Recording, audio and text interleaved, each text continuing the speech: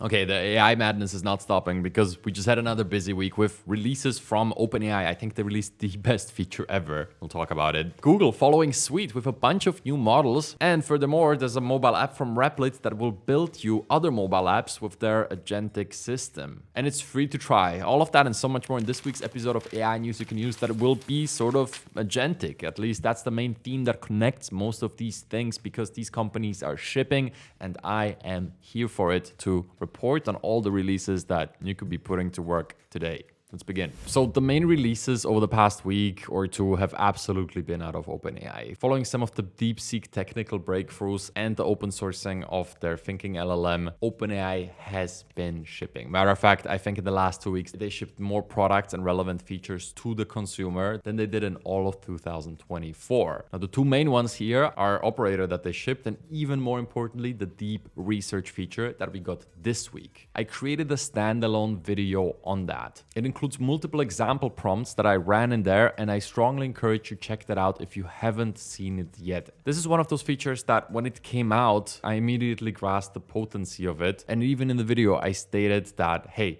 if this was actually freely available and not behind the $200 a month paid plan, this would go more viral than ChatGPT. And not just that I stand behind that statement. The more I use this thing, the more I realize that you can literally get anywhere from 5 to 20 hours of work done with one prompt if you ask it the right question. So again, there's a separate video focusing on just that and a separate video focusing on just Operator. And we published a third video on OpenAI's Operator use cases. That's a really good one, by the way, showing you what you can use their computer using agent for. Okay, but I also want to show you some novel use cases I came across. For example, right here, Chris on X is using it to message various people on Facebook Marketplace. This is an interesting one because it has GPT-4o. It can come up with these messages and it can absolutely go through and negotiate down various used articles for you if that's what you want to do. You could be buying old couches, reselling them, whatever you might be doing, and then it transfers that data into Excel sheets, as I mentioned in the dedicated video. It's really good at that. And there's one more that I ran across and I actually can't wait for this. It's February the 6th as I'm recording this. And that means within the next few days, I need to do my bookkeeping for January. And I've created so many scripts for this in the past just to automate it. I dread it every single month. It only takes like 4 or 5 hours, but just picking together all these different invoices from all the various sites, so annoying. And creating those little scripts to automate that really takes so much time that it's just not efficient to do it. And if they change anything about the website, you can forget about it. You need to do a new script. Operator is the perfect use case for this. So I've been excited to see Jason over here on X using it for exactly that. He's using it together with QuickBooks and I'll be trying the same soon. Just wanted to share this with you. Okay, as of interesting prompts for deep research, I want to share this one particular one with you from Kyle here. And he said, find the most interesting Russian research papers from the 1960s and 70s that have extremely novel ideas, not fleshed out or further studied much since then. Further expand on these ideas drawing from modern discoveries or innovations in either related or unrelated fields. Connect the dots across the whole scientific literature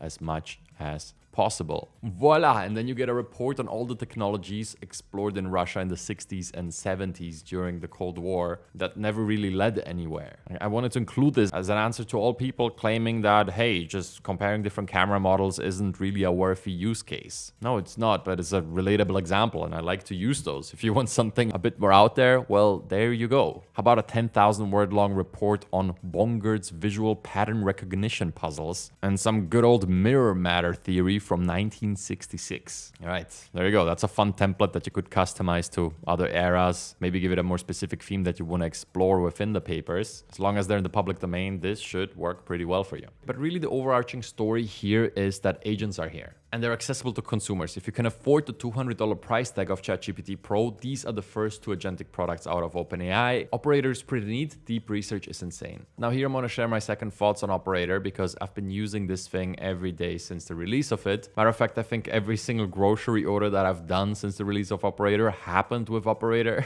And also there's a few fun ones with like data transferal and working with Notion databases that I go to sometimes. But I think the big unlock here is the deep research feature. I want to just briefly tell you one funny story that occurred to me with Operator yesterday. Basically, I used it to order groceries to my place and I created a new prompt for a new supermarket. So I changed something. So I let Operator do its thing, but 1 hour later, no groceries arrived. So check the app and it turns out that instead of 5 bananas, it ordered 30 bananas. Okay. And then it said all the bananas plus the other groceries to a different address in Lisbon. So not just that some random person now received an order with 30 bananas. I mean, what a peculiar shopping choice that is. But also with the order costing 80 euros and Uber Eats not doing refunds, this is the most costly mistake I've made so far with Operator.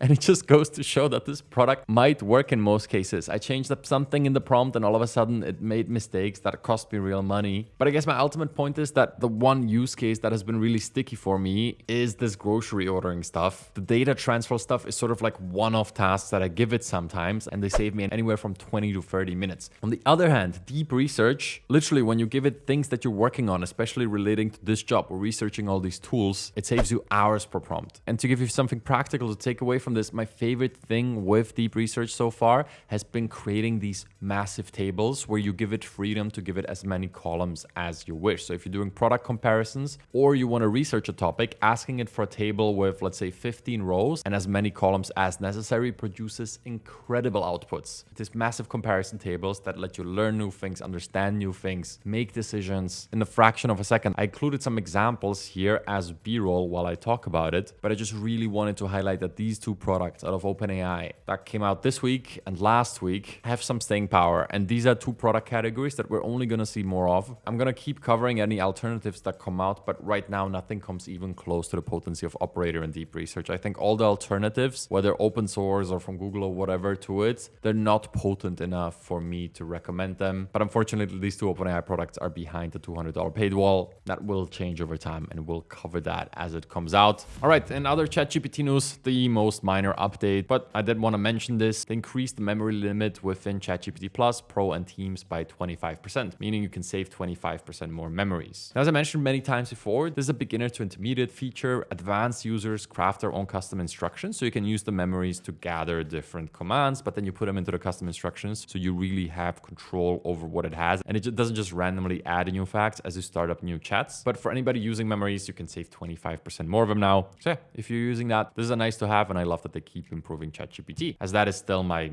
daily driver, if you want to call it that. All right, next up, let's talk about Google shipping a lot of models with functionalities, and a lot of them are freely accessible with massive token windows. This is pretty amazing. Even Google is joining the AI release party here. Matter of fact, we have a bunch of new models. Look, if I log into my paid account, you can see 2.0 Flash, 2.0 Flash Thinking Experimental, 2.0 Flash Thinking Experimental with apps. That's the really interesting one we'll talk about here, and 2.0 Pro Experimental, their new flagship model here. This is on a paid account. If I tab over to me being logged in with a free account, you can see it's basically identical except of 2.0 Pro Experimental disappearing. But I think that this 2.0 Flash Thinking Experimental with apps is the one that you might care about. So let's talk about what this name means. 2.0 Flash means it's their super fast and also super smart model. Thinking means it's a reasoning model, just like OpenAI O1 or now O3 or DeepSeek's R1, right? They don't give you an answer right away. They think about it first, but this one actually works with their applications. And this has always been one of the main strengths of Google's Gemini web interface here. Look, I can just pick this one. And again, this is on the free plan. You can try this right now. I'm just logged in with one of my Google accounts. And then if you go in here and type at, you're going to see different apps pop up, and you can actually go to something like YouTube that you don't even see here.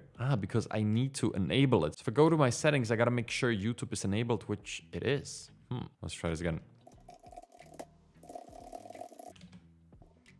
So it doesn't pop up, but if you just say at YouTube, it works. Good enough for me. And I could either do a YouTube search in here, or I could pull the transcripts of these videos in here. And then I can follow up with something like summarize the content of each one of them concisely in a bullet point list. You can see now it's thinking, it's doing its chain of thought, looking at the different videos, pulling the transcript, running a summary, and then eventually, there you go. You have concise summaries of each one of this video. This one builds a treehouse with specialized treehouse hardware for secure tree attachment. It covers the construction and then all the details that it covers. And this one focuses on building the treehouse platform.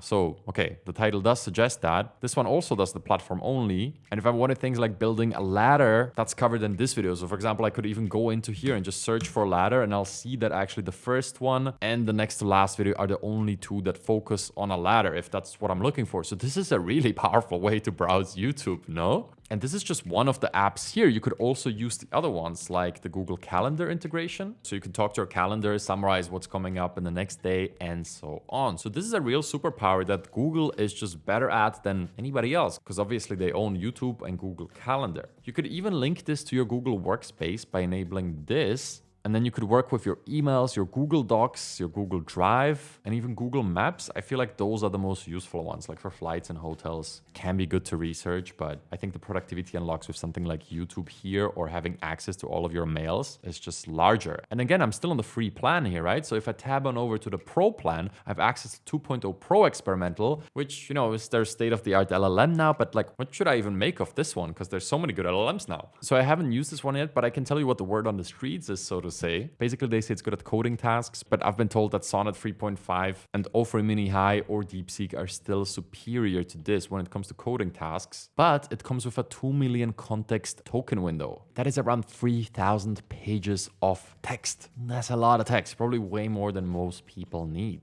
And this one has some internet search capabilities, but what you don't have is access to these applications in here. So that's available because this model said with apps in the end, right? And if I ask it for today's tech news, it's going to pull up October 26, 2023. So this one you would really want to use for long context tasks where you don't need the extra tooling. For that, you would switch on over to the thinking model with apps that is also available on the free account over here. So yeah, good job, Google. And although some of these benchmarks that I guess I haven't even touched on so far aren't like state of the art, like other models like DeepSeek or O3 are still ahead, I really do think that a lot of people are going to find good usage for this. If you could use this free one with the Google apps and the paid one with the super long context that right now you can't get anywhere else. Like all the ChatGPT models have 128,000 tokens of context versus 2 million right here. Okay, so this next one is really interesting. It's a brand new app on both the Android and the App Store from Replit that allows you to, and here it comes, build other applications without any coding knowledge on your phone. So if you need a custom app, quite simple one obviously, this app can do it and they don't even charge you money to try it right now. So what you want to do is look for this one called Replit Idea to App Fast. I downloaded this onto my device and we can just give this a quick shot. I already created one in preparation for this to see if this actually works as fluently as I would expect it to. And the good news is that it actually does. So when I just log into my Google account, again, no paid plan here, you can just look at these different templates here. You can build a Pong game, a piano soundboard, a daily game challenge. I thought this piano soundboard was particularly cool because then you could probably customize it with some of your own custom sound effects, effectively creating a custom soundboard. Again, I didn't try that. I'm just speculating here, but I just selected the prompt, hit send, and now I'll just wait. Okay, so that was seconds and it came up with a plan. I'll just approve this and proceed. And it's already creating my little app here. And there you go. This was about, what, 2 minutes since I opened the app and I have a functioning web app right here. Let me full screen this. And if I play audio,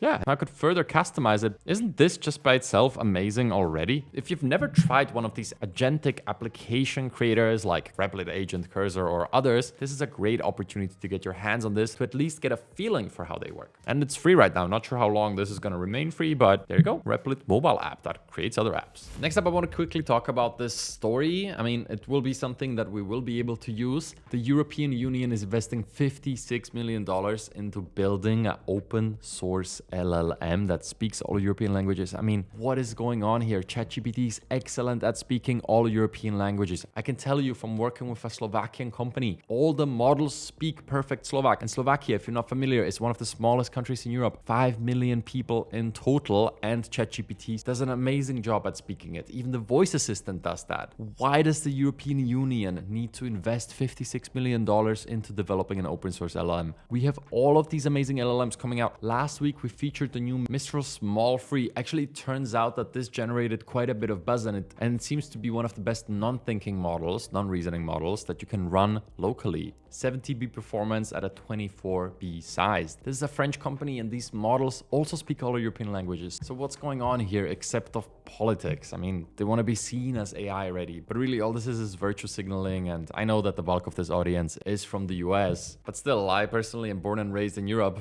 and seeing this kind of breaks my heart smart. I wish there was something I could do to help this beautiful, beautiful continent not to fall too far behind. I don't know if you're aware of some opportunities like that, let me know. Feel free to shoot me an email. And talking about Mistral, I want to mention one more thing. They actually shipped updates to Le Chat or Le Chat, like the cat in French, whatever it might be. This thing is super speedy now. Mistral Large has always been very capable. So let's give this a shot. And with their new... what the heck? I barely managed to finish my sentence. What? Okay, once more. Hit enter. 1, 2, 3. Holy moly. Okay, that was super fast. I gotta enable the canvas feature here, like so. And let's see how it works with that. And instantly, look, this is almost instant. Pretty impressive. It does it, and they have this artifact feature. That's what I was trying to say here. And all of this is super free. They also have pro plans now, but the nice thing about Mistral's chat interface here has always been that you get their models, their version of GPTs and everything at no cost, really. I guess you have pro plans if you're gonna use it a lot, but there you go. If you're looking for something that is 12 times faster than GPT-4o for cheaper, that might have a few less features, but is free to use, you can give this one a shot. Okay, so next up we have an app called Riffusion, and basically this is the first AI music generator that works pretty much as well as some of the paid options, but this thing is completely free, at least for now. So if you ever wanted to create some songs, but you were deterred by the paid walls, check this out, because the quality is top notch. These vocals sound like humans and not like AI. The crowd stops. Baby, tell me what you need. It just sounds good. Okay, one more example. When I was down and out in the back streets of pain. Impressive. And not just vocals. Check this one out.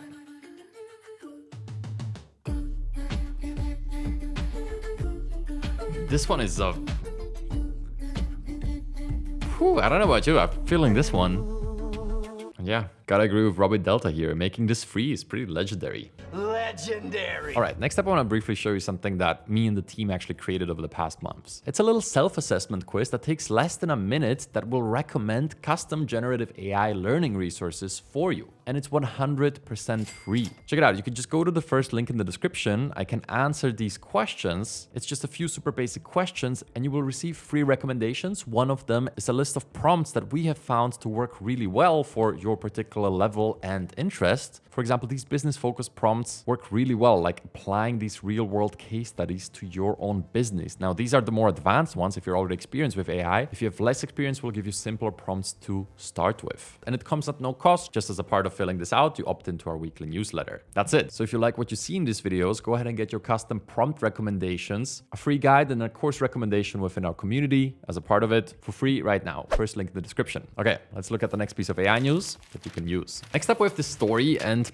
maybe not entirely something you can use, but something you can attempt. So Anthropic is running a jailbreaking challenge. It is 8 levels, and if you pass all of them, there's cash prizes there for you. It's pretty straightforward. There's a blog article explaining this, and then right here, you can take the jailbreaking challenge. This is the first question right here. And you can go try this for yourself if you have some jailbreaking skills, but I wanted to point out this little drama that has been unfolding on X because Pliny the Liberator, one of the popular jailbreakers on X, actually challenged Anthropic back to open source the entire data set. And if they do that, he'll do all 8 levels on his live stream. And then Jan from Anthropic comes back saying, we don't want to open source the data set, but we might provide a different incentive. Stay tuned. And Pliny right here with the most legendary answer of them all. It's gonna be legend. Wait for it. I'm allergic to money, so don't bother. My incentives are aligned with what's best for the community and the future of AI.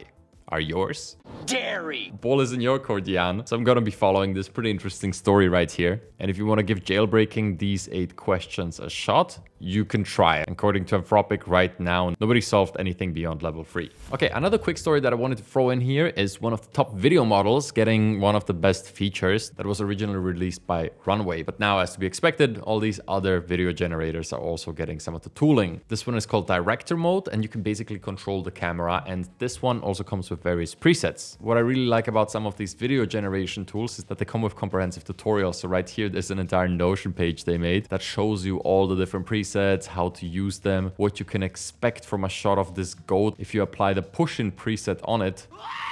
Okay, hold up, my bad. That's actually a sheep that is being pushed in on. So there you go. If you're an AI video user, I think this is one of the most convenient things they can add to your toolkit. You get to actually control how the camera moves in the scene. Okay, here's a story that I sort of wanted to feature, but I wasn't a little sure. I'm doing it anyway, and I would love your feedback on this. It's basically humanoid robots entering the market, and this could be considered AI. It's definitely news, and you can also use it. So it sort of hits the criteria of this show, but then on the other hand, it's more like hardware, and we look at a lot of software apps and new features here. Anyway, if you're interested in this, out of all the things I've personally seen, I really enjoyed this little segment from popular live streamer that you might know named Cenat. And he basically bought one of these $70,000 robots and unboxed it on stream and started playing with it, you know, started bullying it a little bit, as you do with these humanoids, I suppose. And I just wanted to point your attention towards this. This is a category that I personally am closely following, but I'm not entirely sure that it fits the theme of this channel. But heck, when these things come out,